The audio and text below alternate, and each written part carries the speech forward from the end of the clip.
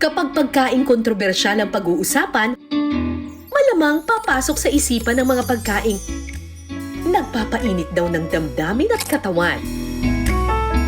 Ang mga pampagana o aphrodisiac kung tawagin. Medyo may kahawig siya na reproductive organ. Kapag hinawakan mo siya ng ganyan, mag-shrink siya tapos papasok siya dun sa loob. Wow! Ngayong gabi, yan ang mga pagkaing ihahain namin sa inyo. Mga putahing Ay, nako, ano ba to ang sarap? suwak na suwak sa inyong Valentine's date. Ang nalalasahan mo pa rin talaga yung flavor ng lobster. Wow! Ay, ang sarap naman ito. Alam niyo kung ano na lang kulang dito? Kadate. May makakasama rin tayong tiyak na magpapainit sa inyong gabi, Ayokong nakikita ka nasasaktan. ang kapuso actress na si Claire Castro. I love you, sobra. Ay, ang lambot. I love it. Pumasa kaya sa kanyang panlasa ang mga putahing nakapagpapainit daw ng katawan? Kakaiba siya kasi hindi siya lasang tahong. Hindi din siya lasang yung ordinaryong dynamite. Hindi ko siya ma-explain pero masarap siya. Kung malikot ang inyong imahinasyon, sa unang tingin marahil iba ang una ninyong maiisip dito. Pero maghunos dili po tayo mga kapuso. Isa po yung uri ng shellfish na kung tawagin elephant shell. Isa sa mga delicacies ay yung tinatawag nilang elephant shell or pinsutan. Ganito yung itsura niya. Actually, buhay pa nga ito. Actually, kapag hinawakan mo siya ng ganyan, mag-shrink siya tapos papasok siya dun sa loob. Hi, Chef Reggie! Medyo may kamahalan ba to? Abo, no? Magkano daw ito? 700 per kilo ito. Diyos ko! Ang mahal! 700 per kilo. Bakit po? Masarap kasi yan, malambot. Ah, malambot talaga. Pero kakaiba yung itsura niya, Opo, ha? ganyan lang po. So, may mga naniniwala na aphrodisiac din daw itong elephant shell na ito, kaya marami ring umu-order. So, ano siya? Para siyang, talaba o para siyang halaan? Mahalaan po. Para siyang halaan. So, it's a kind of clam. Sige po, chef. Start na po tayo.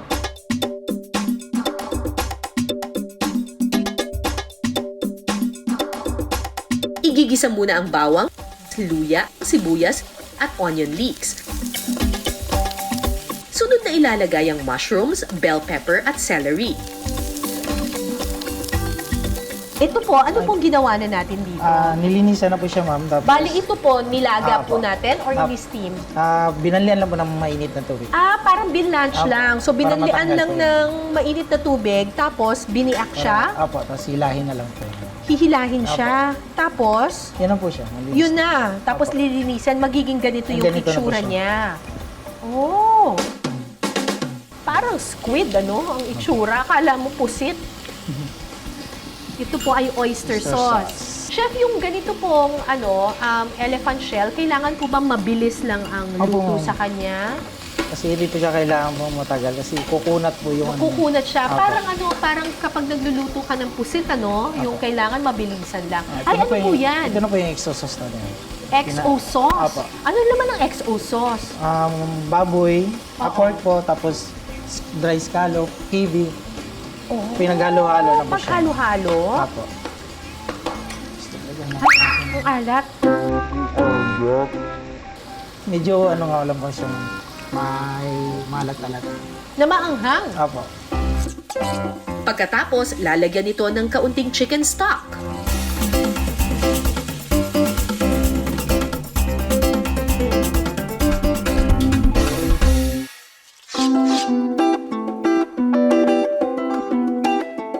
Elephant shell in XO sauce. Tara, tikman natin.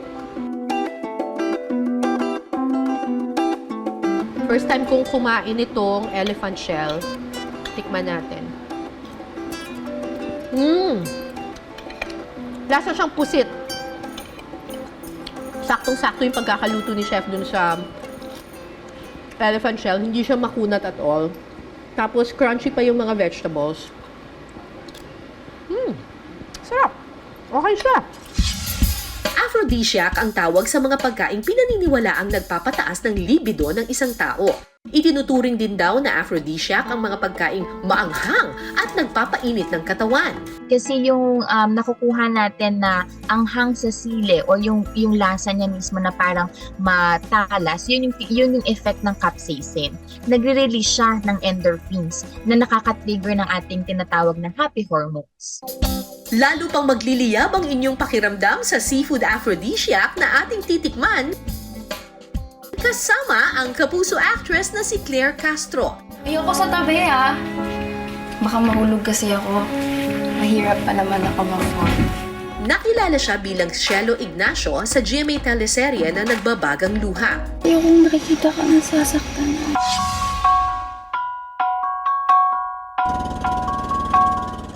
Hello mga kapinasarap! Ako si Claire Castro at nandito tayo ngayon sa Kawit, Cavite. Samahan niyo ako na samahan sila na manguha ng tahong at titikman natin ang napakasarap na luto mamaya.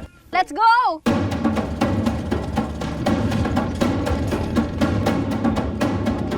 So nandito yung mga tahong. Hindi kailangan sumisid para kunin. Hirap nung ginagawa ni Kuya, oh. Ayan! Ayan ang mga tahong. Nakakainin natin mamaya. Buhay itong mga to, di ba? Malamang. Malamang buhay. Oh my gosh! Ang bigat, ha? Tapos mga bata pa ito. Kuya, pag nag-harvest po kayo, mga ilang kilo po yung nakukuha nyo? Basta kung ilang order sa amin. Galon? Oo, per galon. Kato bagyo, kung may order sa amin, nalawat kami dahil malaki naman pagka namin eh. Pagkatapos naman nilang maghango ng tahong, tuturuan nila ako kung paano maglinis. Tara, samahan niyo ako. Bakit niyo po tinatapakan siya? Madurog siya para maghiwalay-walay siya. Namamatay ba siya pag green na? Hindi naman o. Kasi buo-buo siya. Dahil mayroon linisin pag ubo pa eh. May alimango, nakita niyo yon? Sige nga Claire, game ka pa ba sa paglilinis ng mga bagong hangong tahong? May oo nga, medyo may dikit-dikit nga siya. Tanggalin ko din itong mga Oo, to. yan. May talaga. Oo. Yan ang paborito ko. Ang ganda ng kulay, oh. Oo, kulay verde. Papakita ko sa inyo ang tamang paghiwalay sa kanila. Ito yon, may mga dumi siya. Ang gagawin, hihilahin. Medyo mahirap siya hilahin eh. Tatanggalin mo yung mga dumi. Tapos, sabi ni Kuya, itatapon daw dito. Kailangan siguraduhin na malinis yung mga tahong pag nakarating sa mga customer. Actually, mahirap. At saka medyo masakit siya sa kamay. Oo. Medyo nakakasugat siya kahit naka-gloves. Pero masaya, masaya.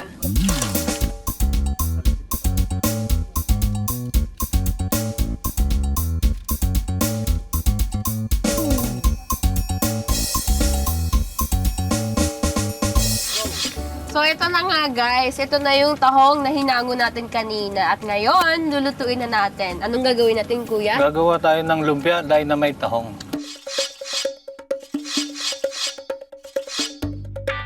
Sa isang kawali, igigisa muna ang bawang, sibuyas at luya. Sunod na isasangkot siya ang tinadtad na tahong at pagkatapos sunod na ilalagay ang carrots. Kapag luto na ang sinangkot siyang tahong, itatabi muna ito para palamigin. Ayan. Kapag malamig na, pwede nang ibalot sa lumpia wrapper. Oh, Kuya, paano ba natin ito babalutin? Una, kukuha tayo ng itong sili. Dito. Lalagay mo So, sa hindi siya medyo- gaanong kagitna. dito sa pinakagitna, yan. Ganito, guys. Tapos lalagyan natin ng tahong, yan. Ipapatong natin dun sa sili. Yan, tama. Lalagyan natin hanggang dito sa dulo. So pupunuin natin yung padulo. Yan. Sige, ako na. Yan. Tapos, Kukuha tayo ng keso, dalawa, yan. ipapatong natin doon. And then, ano pa po? Babalot na natin siya pag-enta. Yan. Ibabalot na pa. Ganito yung balot, guys. Talagang kailangan masikip yung pagkabalot. Pagkatapos ibalot, iprito na yan. Ayan na.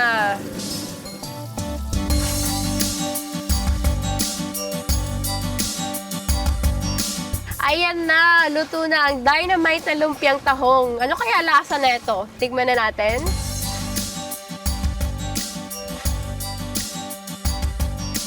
Hindi raw mabubutas ang inyong bulsa sa aphrodisiac dish na ito, kaya naman pwedeng iluto sa bahay. So yan, isasawsaw ko to sa suka. Sa sukang may sili, favorite ko. Mahilig kasi talaga ako sa maanghang. Ito na, guys.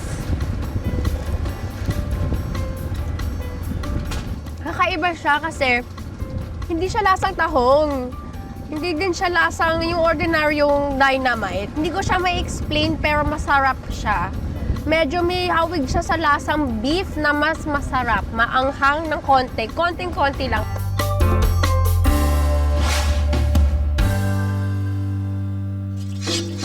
Pero kung may sapat kayong budget para sa celebration ng isang espesyal na okasyon, gaya na lang ng anniversary o kaya Valentine's Day, siguradong papatok sa mga magsing-irog ang mga seafood aphrodisiac na ito.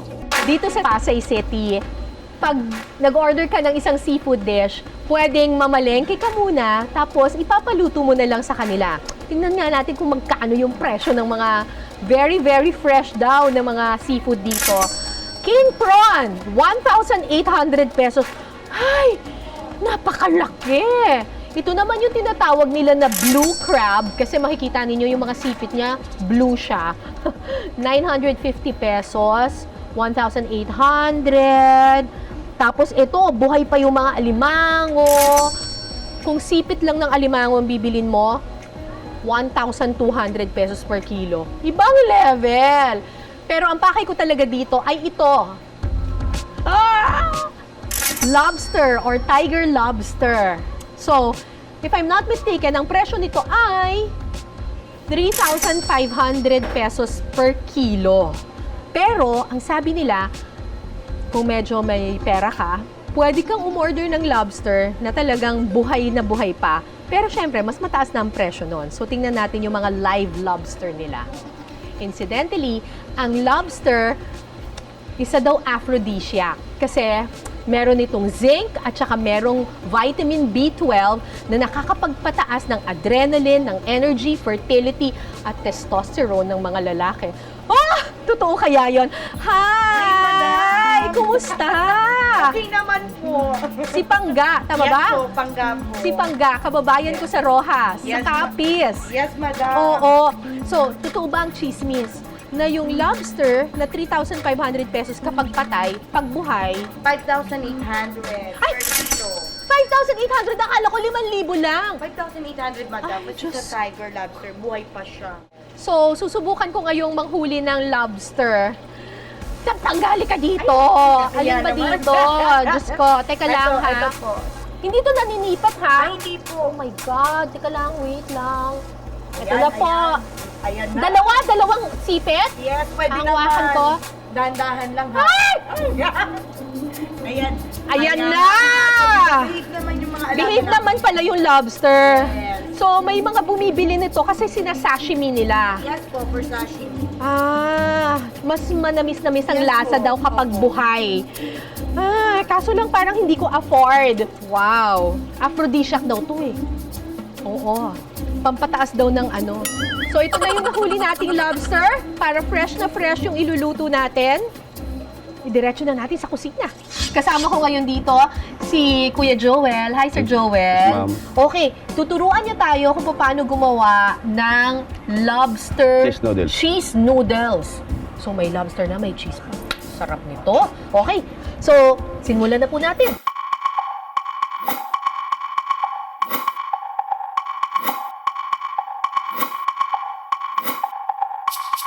Igigisa muna ang luya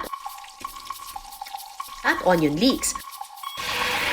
Ano po yan? Yan yung pinaglagaan na ng lobster? Lobster. Ah. Tapos lalagyan natin yung Noodles. Anong Noodles. klaseng noodles po ito? ano lang ma'am, Chinese noodles ito eh. Pancit Canton kung sa Parang atin. pancit canton. Pancit Canton kung tatawagin natin.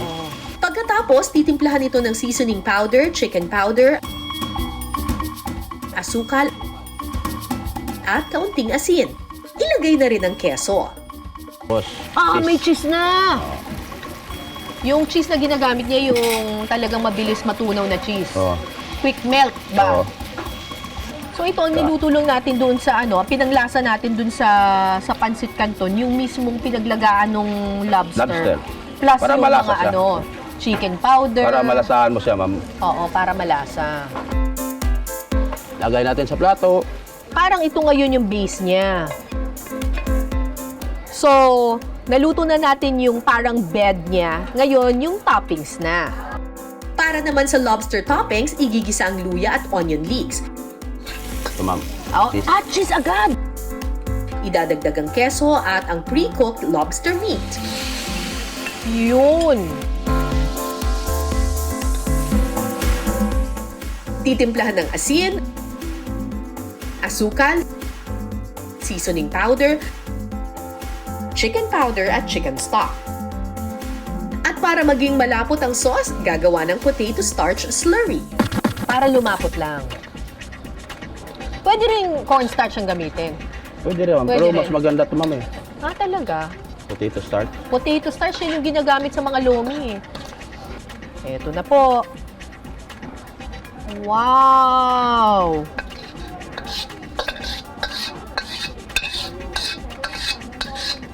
Panalo! Luto na ang ating lobster cheese noodles. Alright, tikman na natin itong cheesy lobster noodles. Natin. Wow. Ang linamnam niya. Ang sarap ng lobster. Grabe, saktong-sakto yung luto. Panalo. Ay, nako, ano ba to, ang sarap. Hindi overpowering yung cheese. Saktong-sakto lang para mabigyan niya ng linamnam yung dish. Ang nalalasahan mo pa rin talaga yung flavor ng lobster. Ay, ang sarap naman ito. Yung mismong dish niya, maalat-alat siya na malinamnam. Tapos, talagang ang star of the show ay yung lobster. Kasi, it's perfectly cooked. Hindi siya overcooked at all. Very tender pa siya. Tapos, wala siyang lansa at all.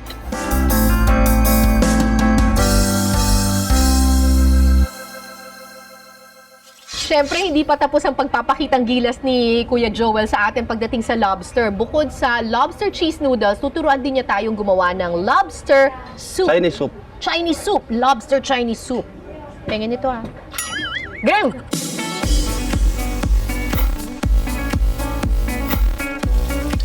Igigisa muna ang luya, onion leeks at mushrooms. Sunod na ilalagay ang lobster stock. At may kuluan ng lobster. So, kapag nagpakulo po kayo ng lobster, make sure wag po masyadong kulong-kulo. Kailangan nyo lang, mga 3 minuto lang, tanggalin nyo na kaagad yung lobster para hindi siya ma-overcook. Titimplahan ng sabaw ng asin, asukal at chicken stock. Ano Lagyan po natin yan? yung mustasa. Chinese mustasa, ma'am. Pero kung wala kang Chinese mustasa, anong pwedeng ilagay? Pwede Tagalog, ma'am ah. Pechay Tagalog? Hindi, Tagalog na mustasa. Ganun talaga? Parehas lang ang ano. Parehas lang? Okay. Hayaan lang kumulo sa loob ng 5 minuto. Kapag kumukulo na, pwede nang ihalo ang pre-cooked lobster meat. At para maging creamy, lalagyan ito ng evaporated milk. Huling ilalagay ang Japanese tofu, hayaan lang ulit kumulo sa loob ng ilang minuto. Ang ganda naman. Alam niyo po, ang lobster ay very rich in zinc and B12. Nakakapagbigay ng energy, fertility, charot! At saka nakakapagpadagdag daw ng testosterone levels. Ay, nako. Bagay na bagay pang Valentine's Day. Nako, excited na akong tikman itong lobster soup Chinese style.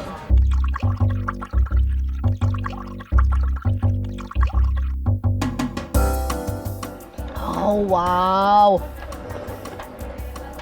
Sobrang refreshing ng soup. But at the same time, malinamnam siya. Crunchy pa yung mga vegetables na nilagay. Tikman natin yung mismong lobster. Mas subtle yung flavor ng lobster dito compared dito. Ito medyo mas malalasahan mo talaga yung alat ng lobster. Ito, very, very subtle siya. Parang naghalo na yung flavor ng vegetables doon sa mismong lobster.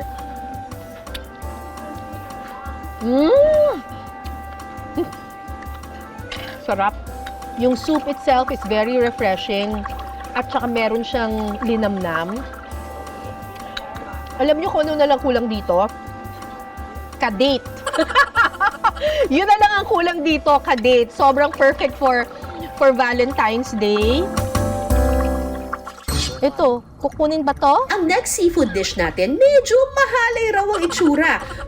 Ano ba ito? Bakit itsurang ano?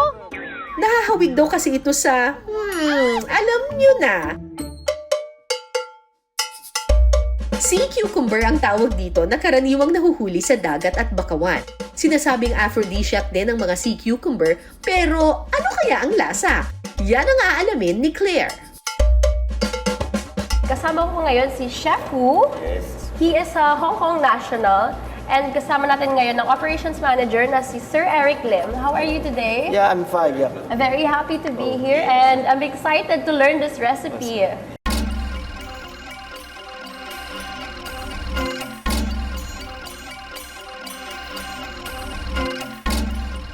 Una munang naglagay ng mantika, saka inihalo dito ang tinatawag nilang supreme stock na mula sa pinakuloang manok, ham at iba't ibang Chinese spices.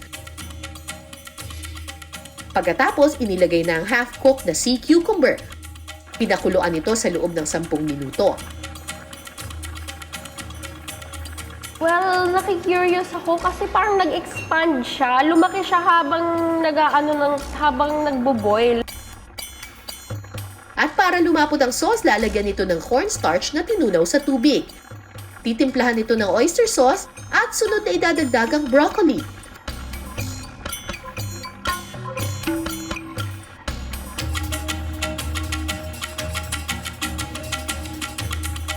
For toppings, lalagyan ito ng shrimp roe o yung itlog ng hipon.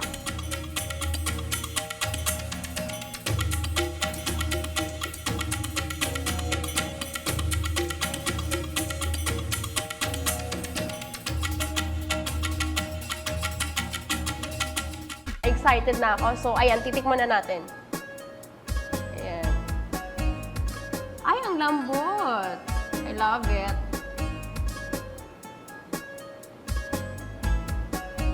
Pero yung texture niya, para siyang, to describe it, parang tenga ng baboy yung texture niya, pero sobrang sarap, guys. Isa pa sa mga tinaguriang aphrodisiac daw ay ang eel. Ito, black eel ito, igat or palos. Ay, kasi madulas siya, kaya sinasabing aphrodisiac daw ito. Tuturuan din tayo ni Chef Reggie kung paano iluto itong black eel na ito. Anong ginawa na natin sa kanya? Ito na yung niluto po ninyo, di ba? Apa, in-steam lang po, half-cook lang po siya. Half-cook Opo. lang, in-steam. Tapos tinanggal nyo na Yung buto po. yung boneless buto. na po siya. Boneless na.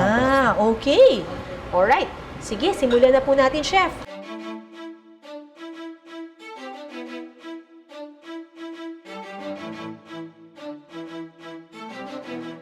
Igigisa ang luya, bawang, sibuyas at onion leeks.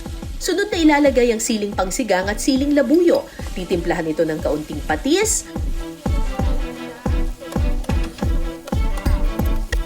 Black eel. matapos mag-caramelize ang mga aromatics, ilalagay na ang igat.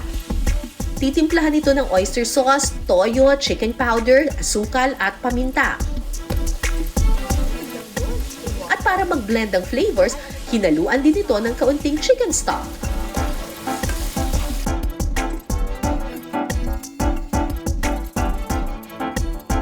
Wow! Look at this.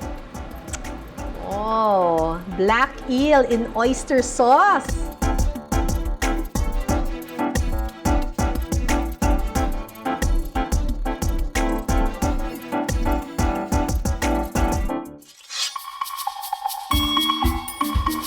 Ay, panalo.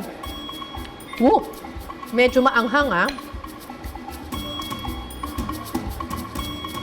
Super lambot nung eel. Kailangan may kanin. Buti na lang may baon ako. Kailangan lang maingat kayo kasi merong pang konting tinik doon sa may sides.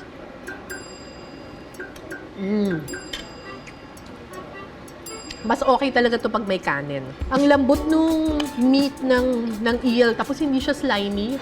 Usually yung natitikman ko na luto sa eel yung may gata eh. So, bago ito sa aking panlasa. Yung oyster sauce ang nilagay. It works. Okay siya. Para maging exciting ang Valentine's Day celebration, pwedeng-pwede niyong lutuin at lantakan ang mga pagkaing pampagana o aphrodisiac dishes na inihain namin ngayong gabi. Pero tandaan mga kapuso na ang tunay na sangkap na nagpapaalab sa anumang pagsasama ay ang pagkakaroon ng pagmamahal, tiwala at respeto sa isa't isa. Magandang gabi, ako po si Cara David. Ito ang Pinas Sarap. Alam niyo kung ano na lang kulang dito? Kadate. Pinas Sarap.